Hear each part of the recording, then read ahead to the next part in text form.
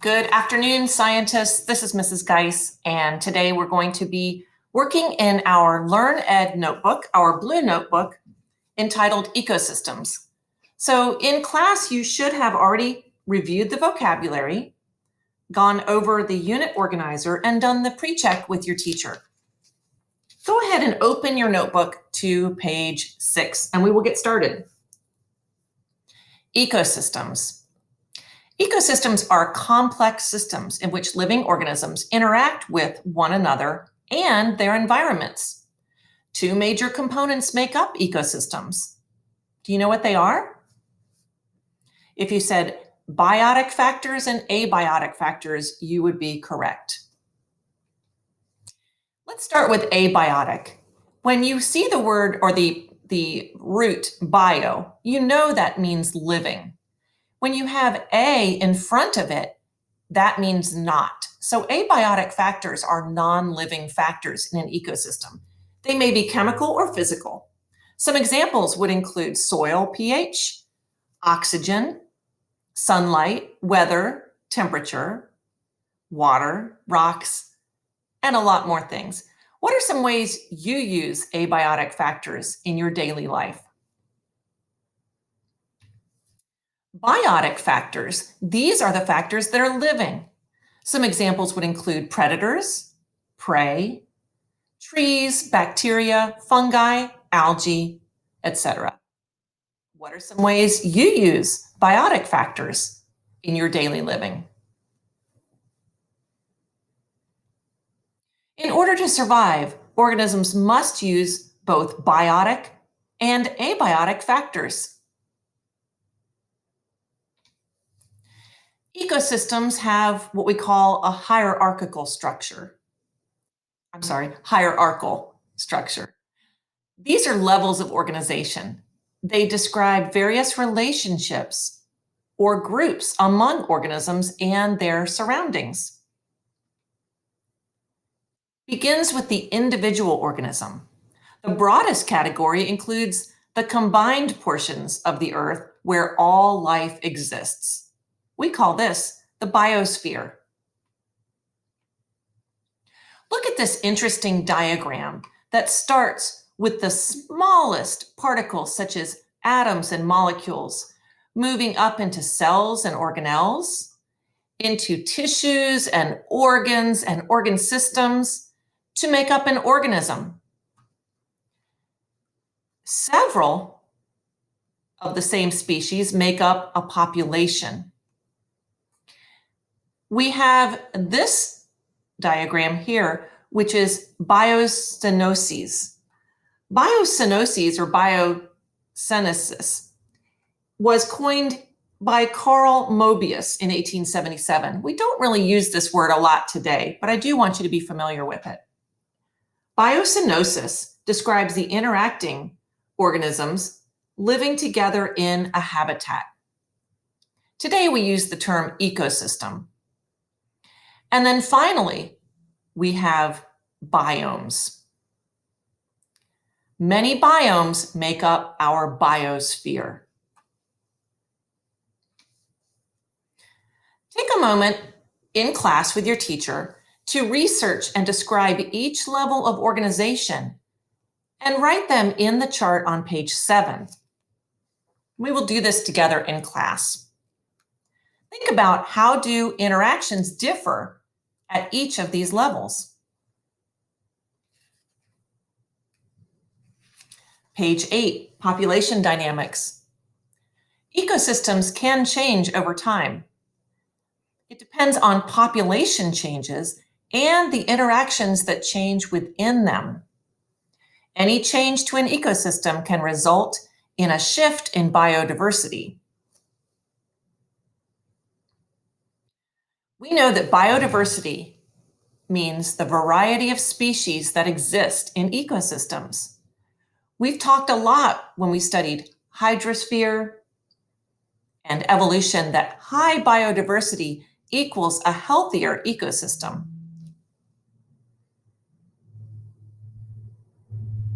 Let's talk about population ecology. This is the measuring and predicting the changes in populations in an ecosystem. Populations can be characterized in three ways: size, density, and distribution. The size means how big the population is. How many of an organism are there? Density describes the number of organisms in a given area. And distribution examines where are these species found.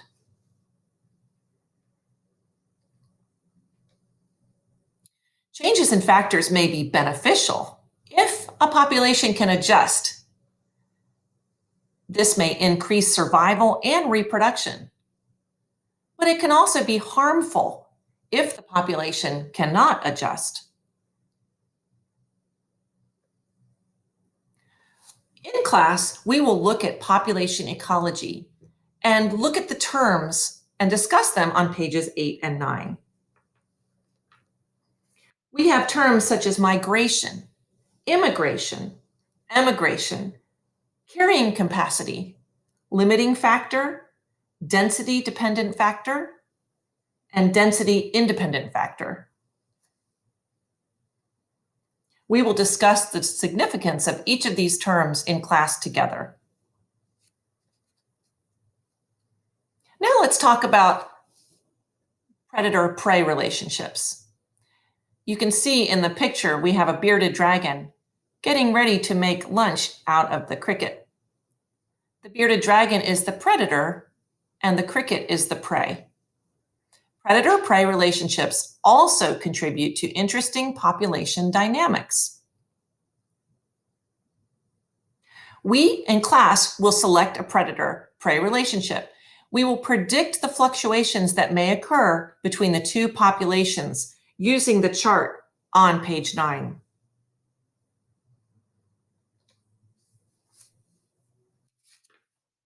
On page 10, let's examine interrelationships. Organisms are constantly interacting in ecosystems. This allows ecosystems to function. It allows them to remain stable.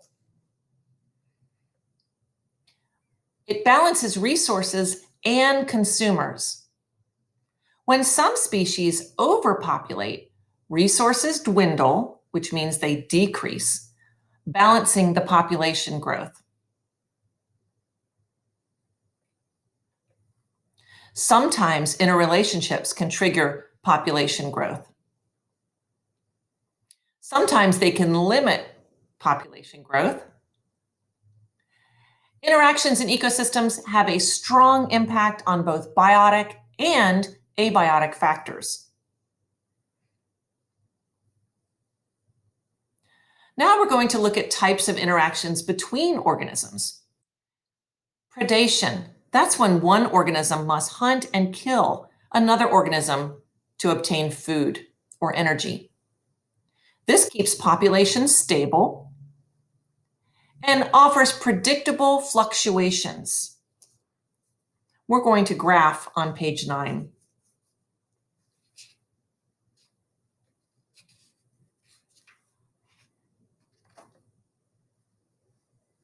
Another type of interaction between organisms would be competition. This occurs when two organisms need the same resources, especially when those resources are limited. Best adapted organisms will be the ones to survive. Remember, we talked about survival of the fittest. And adaptations are beneficial to a survival of a species. They may occur between members of the same species or different species, because remember, different species are hunting the same organisms or seeking out the same organisms to obtain their energy. Niche or niche. This is the role an organism has in its environment. The way it uses resources in its environment is its niche.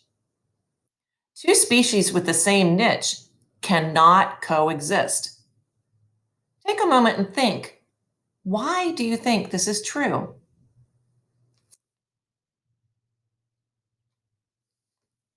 A symbiosis is a close relationship between members of different species living together. Ecological balance depends on symbiosis. There are three types that we are going to examine: parasitism, mutualism, and commensalism. On page 11 in class, we will research the two major types of symbiosis listed on the page: mutualism and parasitism.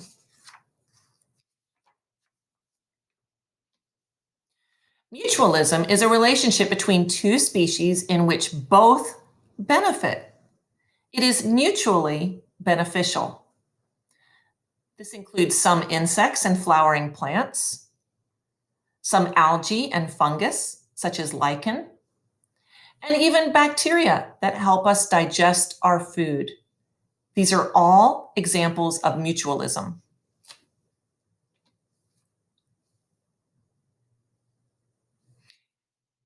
Here's an example of the clownfish living in and getting protection from the sea anemone. They are both benefiting in this relationship. We'll talk more about this very popular and important relationship in class. We also have this hummingbird getting nectar out of this plant. Again, we'll talk about how and why both are benefiting in both of these scenarios. Parasitism is the opposite. This is when we have a relationship between two species in which one is harmed, but the other benefits. We have a host, an organism that the parasite feeds off of or harms. Some examples would be mosquitoes and humans. Mosquitoes are the parasite, human is the host. Tapeworms and humans. Tapeworms are the parasite, and humans are the host. And even things like flesh-eating bacteria. The flesh-eating bacteria is the parasite, and the animal is the host.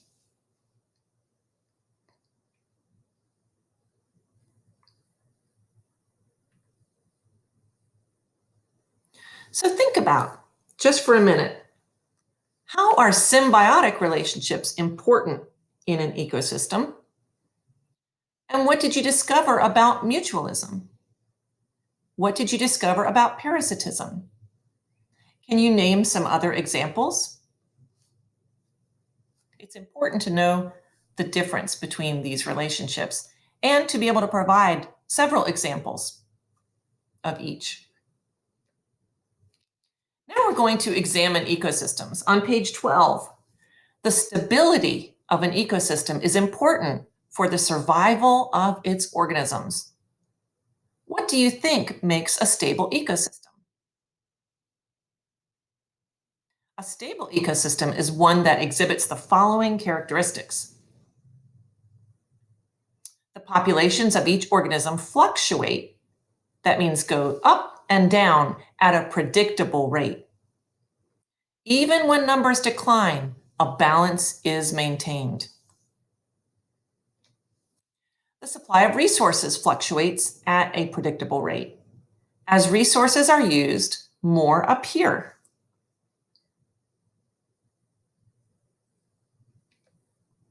Energy flows at a constant rate.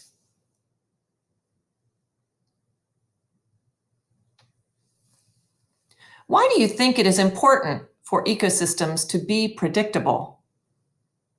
What may happen if they are not? Describe what you think may make up a stable ecosystem. These are important concepts to know and understand. There are many different types of ecosystems across the world. Today, we're going to look at three major types, the ones listed on page 12 and 13. We have terrestrial ecosystems. Terrestrial means land. We have marine ecosystems. Marine means saltwater. And we have freshwater ecosystems, as you would find in lakes, rivers, and streams.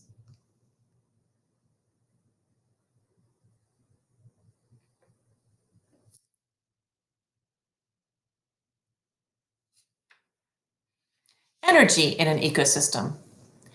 Energy allows ecosystems to function on many levels. From the smallest plankton to the largest mammal, all organisms in an ecosystem need energy. How is energy obtained? Well, believe it or not, everything can be traced back to the original source, which is our sun. Without our sun, we would have no life on Earth. Organisms who can make their own food are known as producers. They use sunlight or chemicals to make food, which is then transformed into chemical energy. Some examples would be photosynthesis and respiration.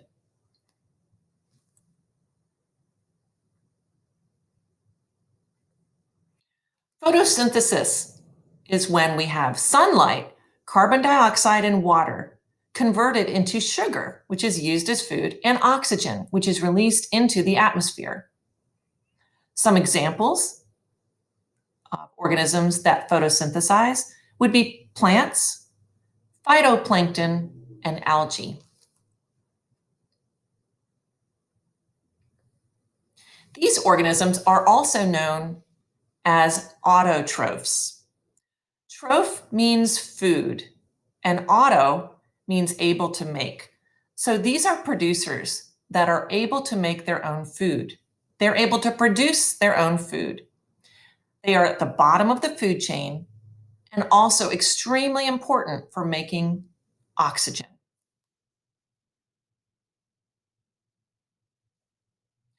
Respiration and metabolism.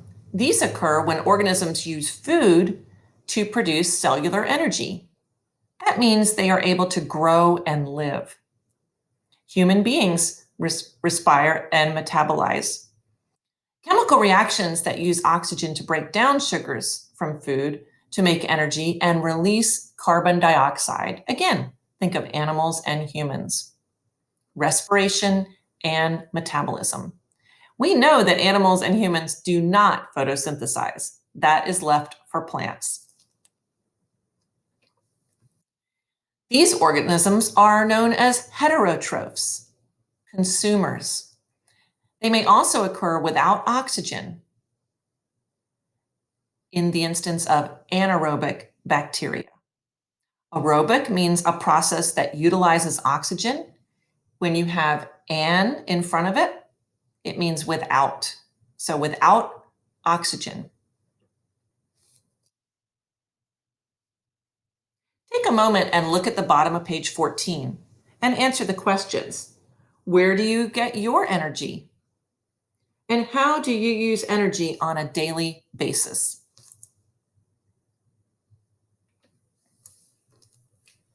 The top of page 15, the processes required to make and obtain energy allow energy to be passed through ecosystems.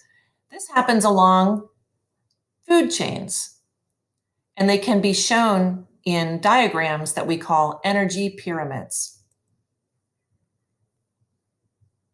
Energy pyramids show how energy is transferred from producers at the very bottom to consumers.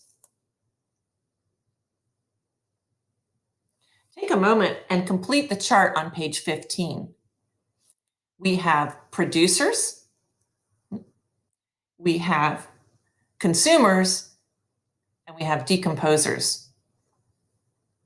Producers use photosynthesis to make energy. They are autotrophs. Consumers use respiration for their energy. They are heterotrophs. They cannot make their own food. And decomposers use decomposition to get their energy from dead matter. Take a moment and fill in the description, what is used in the process, what is the resulting product in the process, the importance, and the examples.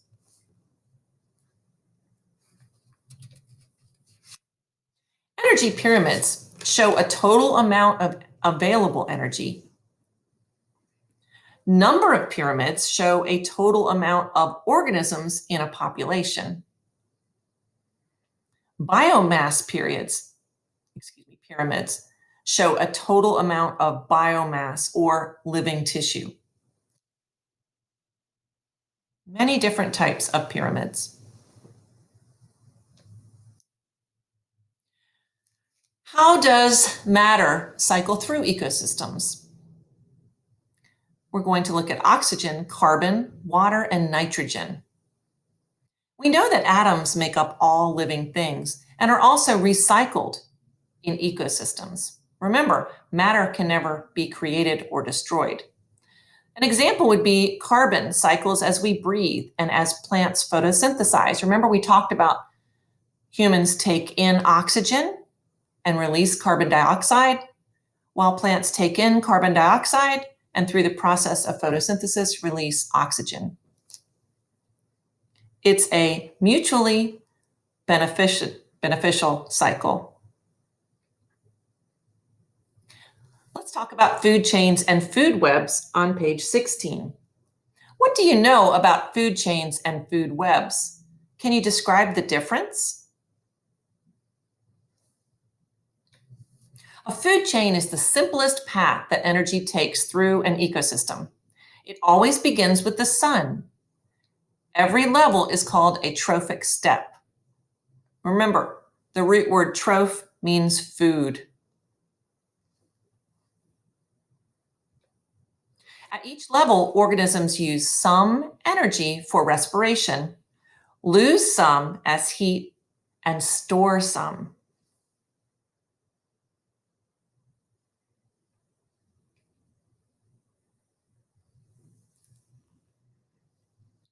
The first trophic level is producers. These are autotrophs. Remember, troph means food, auto means able to make. Producers make their own food. These are mostly, or all the time, plants. They use sunlight energy to produce their own food that is also consumed by other organisms. They give us the largest amount of energy and make up the largest biomass.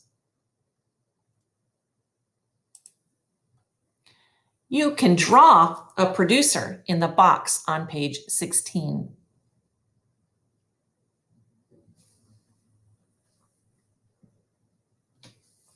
The second trophic level would be consumers. These are heterotrophs. They have to get their energy from another organism. Primary consumers are dependent upon producers, such as herbivores. There's less available energy. Draw a primary consumer in the second box on page 16.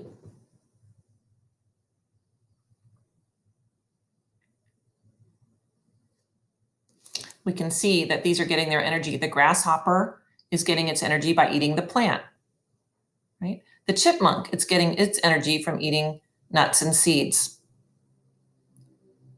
And the deer is getting its energy by eating grass.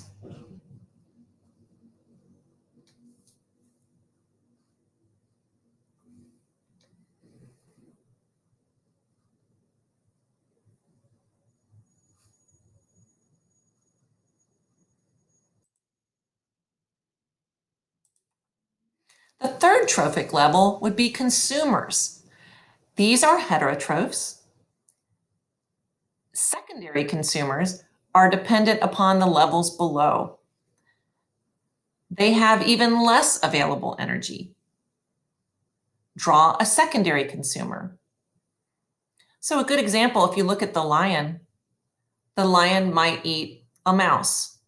The mouse it gets its energy from the mouse. The mouse got its energy from eating the grass. The grass got its energy from eating the sun. Same thing with the panda. The panda is eating a bamboo shoot. The bamboo shoot is getting its energy from the sun. And we have a snake as well. The snake might eat a mole. A mole gets its energy from eating grass or roots of plants. Draw a secondary consumer in the third box.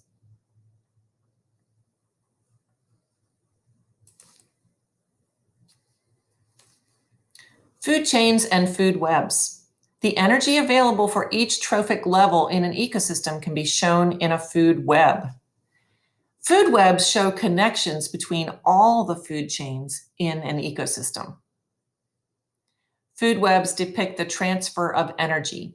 Because remember, not every organism eats just one thing or gets its energy from one thing.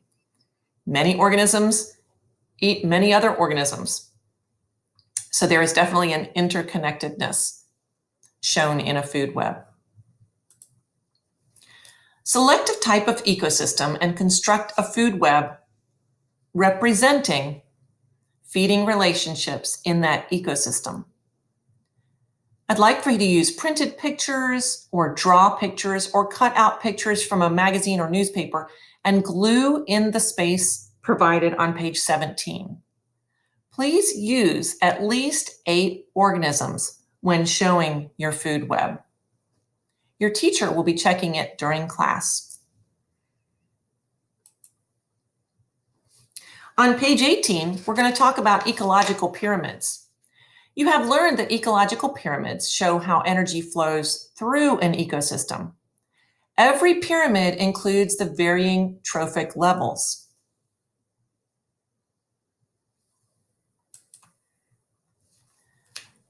The number depends on the number of organisms in the food web. Answer the questions below.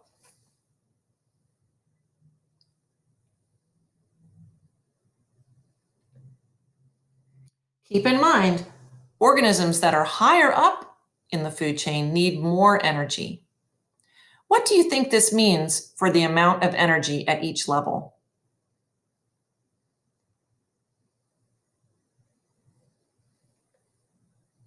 Energy decreases each successive level. So as you're going up, energy is going down. Only 10% is used by organisms, and the remaining 90% is lost in the form of heat.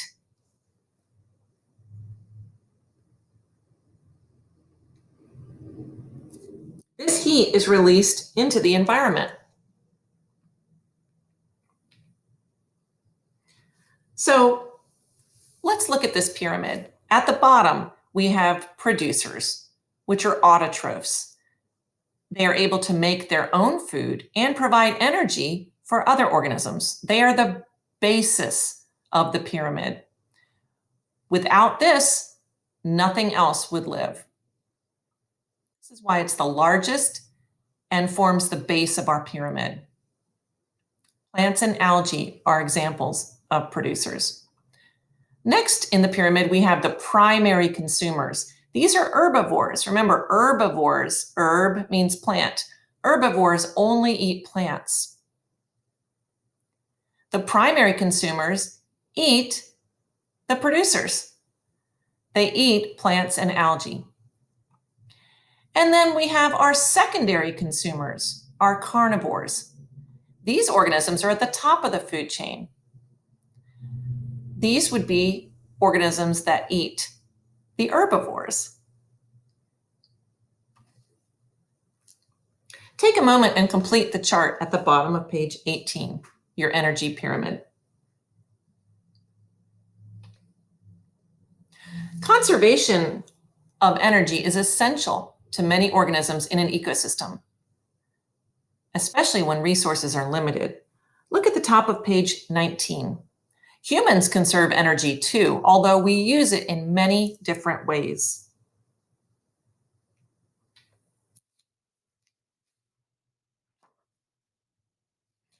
Remember that organisms lose energy as heat in each step of a food web. This is why you need to consume a greater amount of food than you actually can use for energy.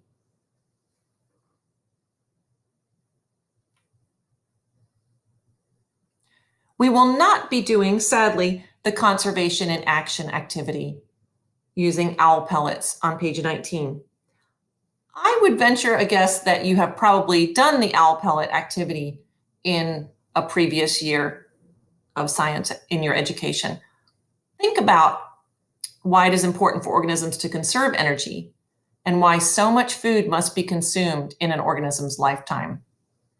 But you do not have to complete the conservation in action unless you want to. Let's go ahead and look at page 20, ecosystems in action. We do want you to complete the ecosystems in action activity on page 20 by researching a specific type of ecosystem or biome. Create a flowchart, summary, poem, rap song, anything of that nature to represent the interactions within ecosystems. Be creative and be ready to share this in class. That's it for our ecosystems. Your teacher will be working with you to complete the unit review as well as the bell ringers. Remember to go through your vocabulary and look at your vocabulary cards on the back of your booklet. It's important to cut those out and be familiar with each term. Thank you so much, and I hope you have a great day.